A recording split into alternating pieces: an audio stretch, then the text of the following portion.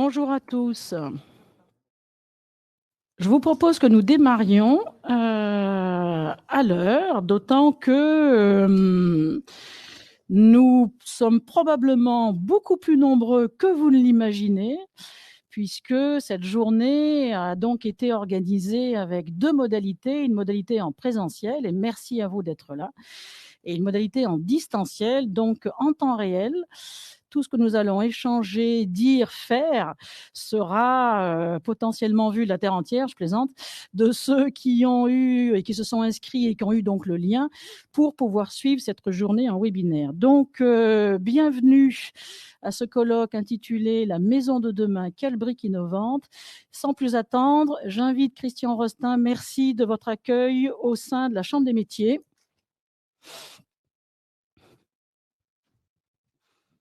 Je vous propose voilà, de vous mettre là, si ça vous convient, ou comme vous le souhaitez. Ça va très bien comme ça, je vous remercie. Donc, j'ai l'honneur d'ouvrir un peu, comment dirais-je, la séance. Donc, voilà. Madame la vice-présidente du département de l'Isère, en charge de l'autonomie et des handicaps. Madame la directrice du TASDA. Monsieur le directeur de l'IRT Nanoélec. Madame et messieurs, bonjour. C'est un peu compliqué avec le masque. Hein. C'est un plaisir pour moi de vous accueillir aujourd'hui au sein de la Chambre des métiers et de l'artisanat de l'Isère, à Grenoble. Cette 4e journée de la Silver Economy est réalisée grâce à l'implication de l'ensemble des partenaires ici présents. La population vieillit et les besoins des seniors, des personnes handicapées ou dépendantes augmentent de façon exponentielle. Conséquence directe, le maintien à domicile, plébiscité par 80% de nos aînés, devient un enjeu de société et de nos territoires. Dans ce contexte, il est primordial de pouvoir adapter les offres de produits et de services aux besoins des seniors. Cette adaptation passe par plusieurs secteurs d'activité que sont la santé, les services à la personne, les transports, l'alimentation, les loisirs ou l'habitat. Le marché de proximité que représente la Silver Economy touche un public présent sur tout le territoire et représente une véritable opportunité pour un nombre d'entreprises artisanales tant qu'il est porteur du développement et d'emploi. Étant moi-même formé à Handibat, je tiens à le préciser. S'inscrire dans la Silver Economy suppose aussi de déterminer les besoins en compétences des marchés qui s'ouvrent. Les entreprises artisanales doivent se former afin d'acquérir des compétences spécifiques pour répondre aux attentes de ce public. En Isère, ce sont plus de 6500 entreprises artisanales du bâtiment qui sont susceptibles d'intervenir dans l'adaptation de l'habitat. 3000 entreprises dans le secteur des services à la personne et plus de 2500 entreprises dans les métiers de bouche, pouvant intervenir dans la préparation de repas à domicile. Cette journée est l'occasion de pouvoir échanger tous ensemble sur cette thématique de la Silver Economy et notamment sur l'habitat. Demeurer chez soi est un souhait et une réalité pour le plus grand nombre de nos seniors. Le maintien à domicile est un défi auquel nous sommes confrontés et pour lequel nos entreprises sont amenées à trouver des solutions parfois innovantes. À quoi ressemblera la maison de demain? La question est posée. Pour essayer de la construire ensemble, un programme riche et varié vous est proposé aujourd'hui. Cette matinée sera consacrée aux apports de l'intelligence artificielle, les smart buildings et les traitements des données. L'après-midi sera orienté sur les nouvelles formes d'habitat dans les territoires ainsi que la démarche participative sur les projets d'habitat partagé. J'aimerais remercier l'ensemble des partenaires qui a contribué à l'organisation de cette journée, le département de l'Isère, TASDA, Nanoélec, AG2R La Mondiale et Minalogique. Je vous souhaite une belle journée d'échange et d'innovation. Merci.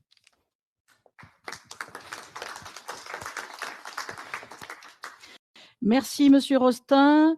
Madame Hartmann, merci également d'avoir été partenaire de notre événement. Merci beaucoup.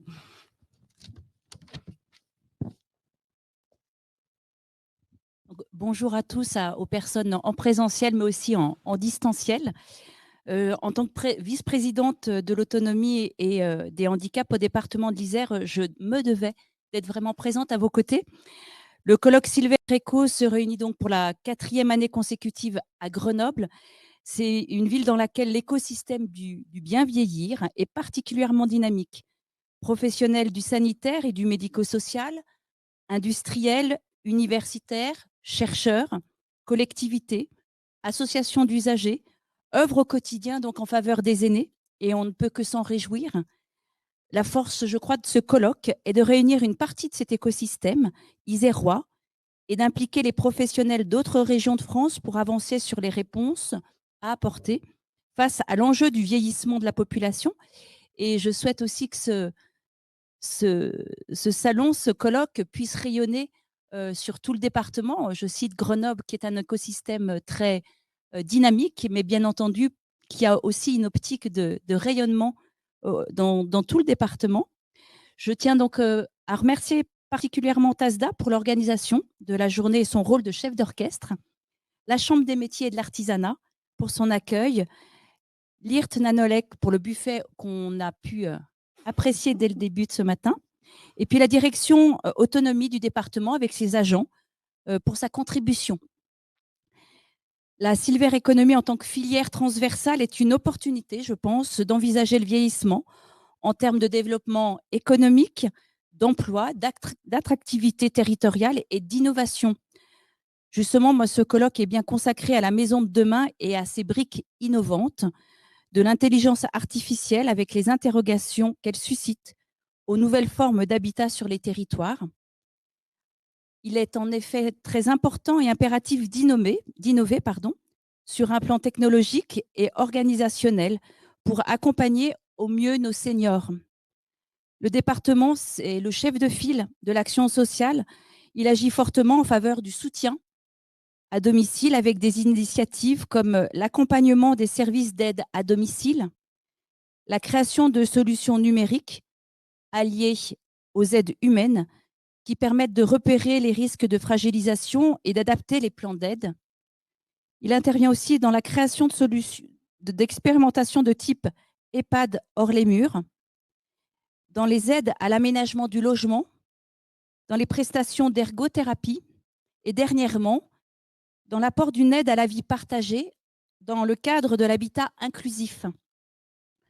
Aujourd'hui, donc, il est vraiment nécessaire d'agir collectivement, de faire mieux, encore plus, de voir autrement pour répondre donc aux défis démographiques à venir et de nous inspirer aussi, je pense, des réalisations publiques et privées, des succès comme des difficultés, en tirer des leçons. Tel est, je crois, l'objet de ce colloque. Donc, je vous remercie beaucoup de votre participation, de votre écoute et je vous souhaite à tous une très bonne journée.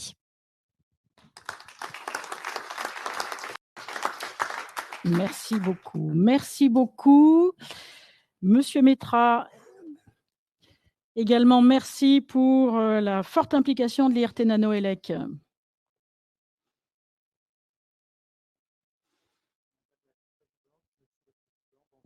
Excusez-moi, je vais parler mieux comme ça. Madame la vice-présidente, monsieur le président de la Chambre des métiers, bonjour. Bonjour à tous, mesdames et messieurs. Je tiens à remercier Véronique Chirier, qui est la directrice du Technopôle Help Santé et Domicile et Autonomie, donc TASDA, de nous accueillir chaque année pour ces rencontres qui permettent de rassembler les acteurs de la Silver Economy positionnés sur toute la chaîne de valeur. C'est une dimension essentielle pour nous afin de rapprocher la technologie sur laquelle nous travaillons avec les usages. Cette approche multipartenariale, c'est aussi le cœur d'activité de l'IRT Nanoélec, qui est constitué comme un consortium d'acteurs privés et publics et qui a vocation à innover dans le domaine du secteur de la microélectronique et du semi-conducteur. Secteur dont vous le savez, qui est au cœur des enjeux économiques d'aujourd'hui. C'est un sujet qui était pas secret, mais dont on parlait peu parce qu'il était caché dans les produits et qui fait la une des journaux, y compris les journaux grand public, du fait des tensions sur le marché en termes de disponibilité des produits. On en parle dans l'automobile, mais ça apparaît aussi dans beaucoup de produits, y compris les produits qui nous concernent dans la vie de tous les jours et la domotique. Dans ce contexte, je soulignerai que 2 projets qui ont été réalisés dans le cadre de NanoElec seront présentés ce matin. Un dispositif de comptage de personnes qui sera présenté par Gilles Chabanis de Schneider Electric, qui a été développé en partenariat avec ST Microelectronics. C'est une société locale qui s'appelle l'INRED, spécialisée dans les capteurs infrarouges, qui s'est appuyé sur des contributions scientifiques du CEA, de l'INRIA et de l'UGA, et qui a permis de développer des solutions matérielles et logicielles pour spécifier les contraintes de cybersécurité, d'énergie appropriée pour faire un capteur autonome adapté aux besoins du comptage de personnes dans les bâtiments. On sera présenté également le projet Samba par Milan Brayat du CEA, qui est une solution matérielle et logicielle qui a été développée pour favoriser l'accueil des personnes sourdes et malentendantes dans les lieux publics. C'est un prototype qui a été développé par l'UGA avec le soutien du CEA-LETI et en particulier avec le soutien de l'IDEX UGA. Merci donc à TASDA de nous offrir l'occasion de confronter ces technologies à de véritables usagers. Et merci aussi d'avoir choisi le thème de l'intelligence artificielle qui a été mentionné. Les futurs objets connectés auront besoin d'implémentation fiable d'algorithmes d'IA embarqués et de mécanismes de sécurité. Pourquoi embarqués? Parce que le volume de données qui remonte des capteurs est de plus en plus important, et tout ce qui permet de pré-traiter les données au plus proche des usagers et de leur installation permettra de prendre des pré-décisions et de faciliter le travail de coordination de l'ensemble de ces réseaux de capteurs au service justement des usagers. Que ce soit à la maison, dans une résidence collective, dans un lieu public ou dans un hôpital, le déploiement et l'utilisation de ces technologies doit être sûr, parce que c'est une clé de la confiance pour les parties prenantes, que ce soit les clients d'un hôtel ou les résidents d'un EHPAD ou tout autre acteur vivant dans des bâtiments. Et c'est pourquoi le sujet de l'IA vu sous l'aspect électronique embarquée et IA de confiance est un des axes importants sur lequel NanoElec, dans sa feuille de route qui a été relancée de 2021 à 2025, va s'investir. Je profite de l'occasion pour saluer des acteurs importants de notre écosystème de R&D, Minalogic en particulier, qui pilote l'initiative NanoElec EasyTech avec le soutien de la région, et l'Institut interdisciplinaire sur l'intelligence artificielle, MIAI, avec lequel nous avons des échanges réguliers et avec lequel nous espérons pouvoir renforcer des collaborations dans l'avenir, sachant que notre roadmap sur l'intelligence artificielle se précise d'année en année, en particulier autour d'un axe sur les capteurs d'images dans lequel on va travailler à l'intégration. À titre un peu plus personnel, je souhaite terminer cette introduction en signalant que, d'une part, à titre personnel, parce que ma fille est étudiante en Master 2 de psychologie et qu'elle a réalisé un stage en EHPAD l'année dernière, donc elle m'a nourri d'expériences terrain dont je n'avais jamais entendu parler avant de manière aussi précise, mais aussi sur le plan professionnel. J'ai été impliqué depuis longtemps dans le suivi des actions menées par le CEA en termes de lien avec les sciences sociales, que ce soit à travers l'initiative IDES Lab lancée il y a une vingtaine d'années par Michel Ida ou à travers l'atelier Art Sciences. Je suis personnellement convaincu que les développements technologiques doivent se mettre au service des utilisateurs, personnes en perte d'autonomie, accompagnants, et surtout favoriser le lien humain qui me semble demeurer le facteur clé de démarches réussies d'amélioration de la qualité de vie dans les environnements que nous adressons dans ce domaine de la silver economy. Sur ces mots, je vous souhaite à tous un très bon colloque et des échanges fructueux tout au long de la journée.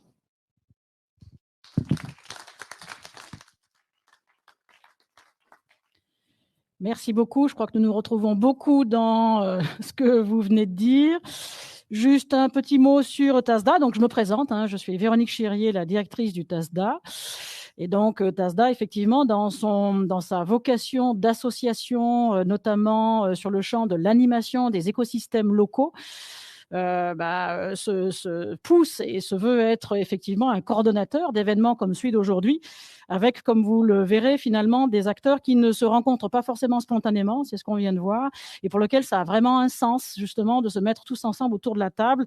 L'innovation particulièrement technologique, mais avec les vigilances dont on vient de parler, et les utilisateurs. Voilà. Et le rôle de TASDA, moi, j'ai envie de dire en ce moment, c'est de faire bouger les lignes. Bouger les lignes côté chercheurs pour que justement ils intègrent mieux une bonne connaissance de ce que c'est que le domicile. Bouger les lignes côté financeurs pour que justement on intègre et on élargisse des périmètres avec des innovations et des nouvelles façons de voir. Bouger les lignes également auprès des startups ou des industriels pour qu'ils intègrent dans leur raisonnement les particularités du vieillissement et du domicile qui ne sont pas si faciles que ça à intégrer. Voilà. Donc ça, c'est la mission de TASDA. Du coup, c'est l'occasion donc vraiment de vous accueillir avec l'ensemble de ces compétences. Comme on l'a dit tout à l'heure, Minalogic également, AG2R La Mondiale sont nos partenaires. Alors au-delà de dire partenaire, fondamentalement, qu'est-ce que ça veut dire? Ça signifie qu'on utilise les réseaux, les connaissances, les expériences des uns et des autres pour pouvoir constituer, ça va descendre au fur et à mesure, je sens, pour pouvoir constituer des tables rondes et amener les sujets à se rencontrer. C'est ça que ça veut dire partenaire. C'est pas simplement, entre guillemets, financer un buffet. Ça fait partie, évidemment, de la question, mais fondamentalement, l'objet cœur de nos réflexions communes, c'est qu'est-ce qui est intéressant de mettre bout à bout. Et là, donc, cette année, nous avons fait le choix, comme ça a été évoqué dans le cadre du programme, qu'on va... Alors, je crois qu'il y a une zapette dont il faut que je m'empare. Voilà, ce qui est fait. Attention à ne pas... Et alors, si je fais ça, ça marche très, très bien. Donc, nous avons fait le choix cette année, justement, de mettre en évidence une activité dont on sait qu'elle est très forte, finalement, à Grenoble et en Isère, mais dont nous, côté, on va dire, médico-social ou domicile, on n'en parle pas tellement. Donc, Hugues Métra vient d'en parler, c'est justement l'excellence qu'il y a au niveau de la recherche sur l'intelligence artificielle. Et donc, comme on parle beaucoup d'habitat, d'équipement de l'habitat, d'évolution des dynamiques de l'habitat, quelle va être ou quelle pourrait être ou comment voulons-nous d'ailleurs que soient les résultats de l'intelligence artificielle demain. Et donc mettre bout à bout cette expertise extrêmement pointue que nous avons ici sur l'intelligence artificielle avec la démarche de, j'ai envie de dire, autour de l'habitat. Là, on parlera d'habitat participatif, inclusif cet après-midi. C'est pas deux sujets déconnectés du tout, largement articulés. Et donc, c'est bien de ça dont nous allons parler toute la journée. Donc, pour pouvoir donner ce cadre, un peu d'articulation et le sens commun, nous avons invité Thierry Minissier, que j'introduirai tout à l'heure, à nous donner justement, d'un point de vue philosophique, on va dire, qu'est-ce que ça signifie au global, ces différents sujets. Après, pour que nous ayons un peu des éléments communs de discussion, des éléments de langage, comme on dit, du vocabulaire commun, nous allons passer un petit temps sur un quiz pour que chacun d'entre vous, finalement, se dise, pour moi, c'est quoi l'intelligence artificielle et quel est le sens qui est donné à mon voisin, et donc, avons-nous la même vision de ce contenu. Après, nous rentrerons donc dans le détail avec la première conférence qui va nous donner à voir. On va un petit peu rêver ou on va avoir peur, ça dépend des uns et des autres, sur quelles sont un peu les perspectives finalement qu'il y a derrière ce thème d'intelligence artificielle et évidemment, qu'est-ce que ça signifie pour nous au niveau de la prévention et du soutien à domicile. Deuxième conférence sur le même thème, mais cette fois-ci en étant plus court ou moyen terme, si je puis dire, c'est-à-dire au jour d'aujourd'hui, que ce soit chez Schneider, que ce soit auprès des artisans domoticiens, concrètement, ça se traduit par quoi? Voilà. Quels sont les travaux, les objets, les propositions qui sont faites à domicile et quels sont, je dirais, les premiers échanges que l'on a sur les vigilances, les recommandations dans le cadre de l'accompagnement de la mise en œuvre des produits tels qu'ils existent aujourd'hui ou immédiatement demain. Donc, ce sera l'objet de la matinée. Ensuite, nous reprendrons avec quelques actualités. On aime bien finalement faire partager, alors c'est pas exhaustif évidemment, mais des sujets phares qu'il y a à Grenoble, en Isère ou en région. Donc, ce sera l'objet de quelques pitchs que l'on veut, donc courts et assez précis, pour que vous repartiez là aussi avec des sujets complémentaires sur ce qui se passe chez nous, si je puis dire.